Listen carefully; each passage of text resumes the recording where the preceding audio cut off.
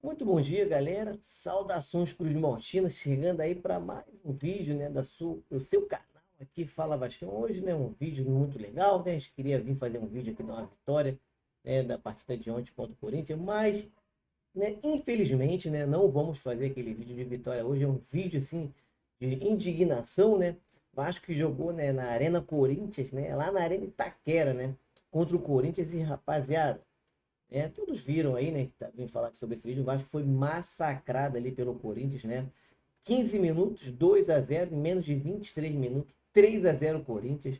O Vasco, o Corinthians tirou o pé, né? Senão seria uma derrota aí vexatória, né? O time do Vasco, cara, mal escalado, né? O time entrou totalmente assim, parecia que tinham comido uma feijoada antes do jogo, não queriam nada com nada. Era tipo solteiro contra casado, né? Um time totalmente descompromissado, né? Então, assim, cara, vergonhoso o time do Vasco ontem, jogadores na marcação muito distante, não dava bote. O Corinthians fez o que quis com o Vasco, ganhou de 3-1 e foi pouco, né? Quem chega agora e vê esse resultado vai achar que foi um jogo difícil, né?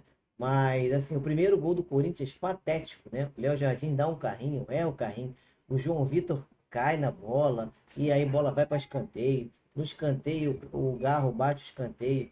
O Gustavo Henrique, que é um zagueiro muito alto, é marcado pelo Lucas Piton, que é mais baixo. Nosso jogador de mais alto não marca os maiores jogadores do time adversário.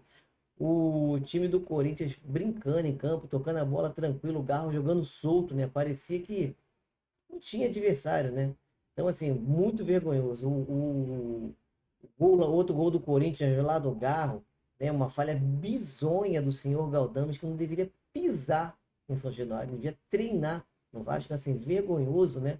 Gol do Corinthians 2-0. Então, assim, uma coisa muito tranquila que o Corinthians fez.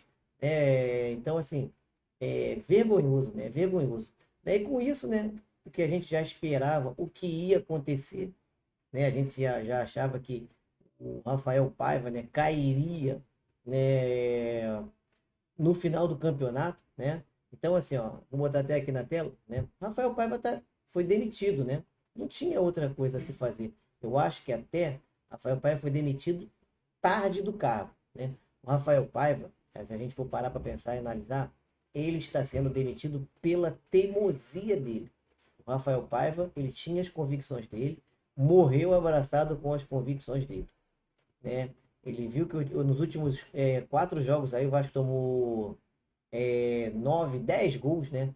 3 do Botafogo, 3 do Fortaleza, um do Internacional e 3 do Corinthians. Ele fez apenas um gol, né?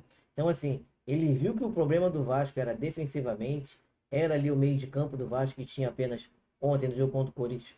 Somente o Hugo Moura era o marcador, o Galdames não marca ninguém e o Payet tem 37 anos, não vai voltar para marcar. Aí ele vai, espelha nas duas laterais, Leandrinho e Puma Rodrigues, né? Então, assim, não deu certo. O que ele tinha que fazer era povoar o meio de campo, ele preferiu abrir o time, né? E depois, quando faz a substituição, ainda substitui errado, né? Que bota o Maicon na zaga e fazendo ali 3 zagueiros. Mas o meio de campo continuou aberto. Não adiantou nada. Ele bota o Emerson lá, mas não adianta. O problema do Vasco não era a frente. O problema do Vasco é atrás. O problema do Vasco é ali o meio de campo. Né? O meio de campo continuou com um marcador. O que adianta você fazer 3 zagueiros se você tem apenas um marcador? Então, assim, muito ruim o time do Vasco. E assim, Rafael Paiva foi demitido é, com certa justiça, né? Vamos se pode falar assim, contorno a dizer. Para mim, ele foi demitido pela sua teimosia. Porque se a gente comparar os números do Rafael Paiva com o do Ramon Dias, do Rafael Paiva é muito melhor. Só que o Ramon Dias conseguiu livrar o Vasco do rebaixamento na última rodada e tem aquele ar de salvador da pátria. O Rafael Paiva conseguiu fazer livrar o Vasco do rebaixamento, para mim, antes do prazo. Só que ficou a esperança de uma pré-Libertadores, de uma Sul-Americana. E com a teimosia dele, o Vasco não vai conseguir nenhum desses. é, A Sul-Americana está escorrendo pelas mãos, o Vasco tem que correr quanto antes, para pelo menos garantir uma vaga na Sul-Americana. Pré-Libertadores praticamente impossível, né? Então, assim, Rafael Paiva realmente perdeu a mão do elenco, né? É, um jogador, né, esse daqui, o Pablo Verratti, né, era um dos mais incomodados, né, com a teimosia ali do Rafael Paiva, né? É, aqui, ó, segundo a reportagem, né, do Bruno Murito lá do GE, ele botou aqui, o Verratti era um dos jogadores mais incomodados com a escolha recente de Rafael Paiva, sobretudo a falta de repertório em bolas paradas e a ausência de alternativas táticas. O argentino não gostou de ser substituído, mas não houve qualquer evento fora normal do vestiário. Claro, foi substituído, ficou lá na dele, beleza. Né? Mas o problema é que a gente sabe que o Verratti, tecnicamente, é um atacante assim, até limitado. Mas se chegar na área para ele cabecear, finalizar, ele é um ótimo finalizador. O problema é esse. O Rafael Paiva, ele não tinha, né? Era só o Piton jogar para ele na área. Né? E ultimamente a jogada não estava saindo.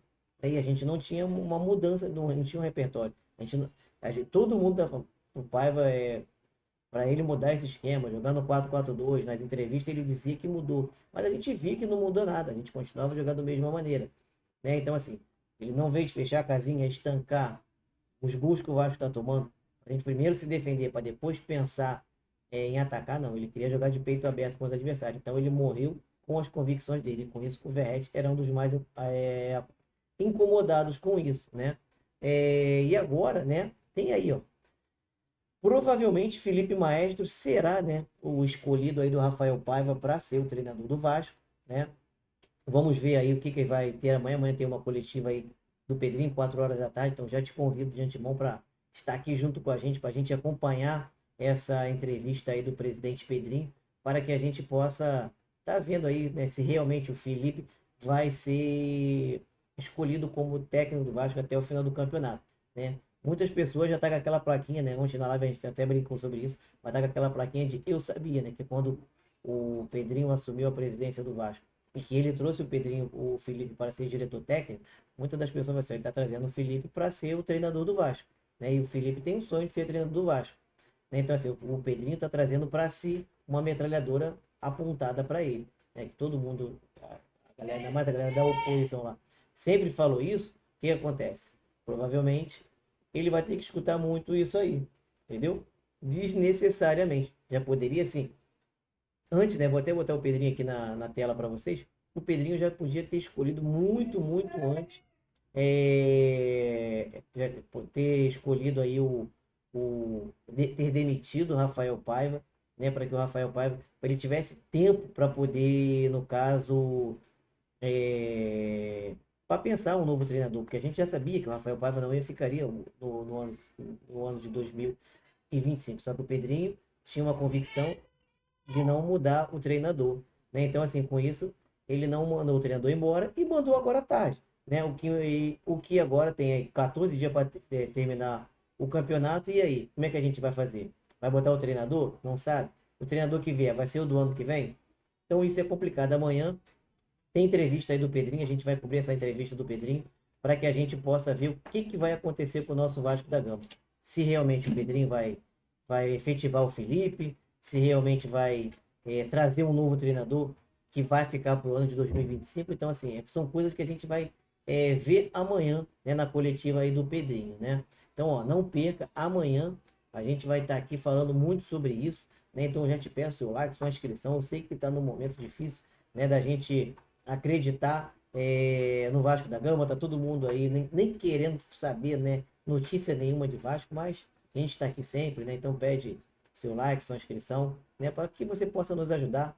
Não é um momento bom, mas peço sua colaboração, peço sua força, dessa moral para a gente, que amanhã a gente vai estar aqui a partir das 4 horas, né, falando aí de Vasco, nessa entrevista coletiva aí do Pedrinho. Né? Então, tamo junto, saudações Cruzmatina, boa semana para todos, ao Vasco e tudo, galera.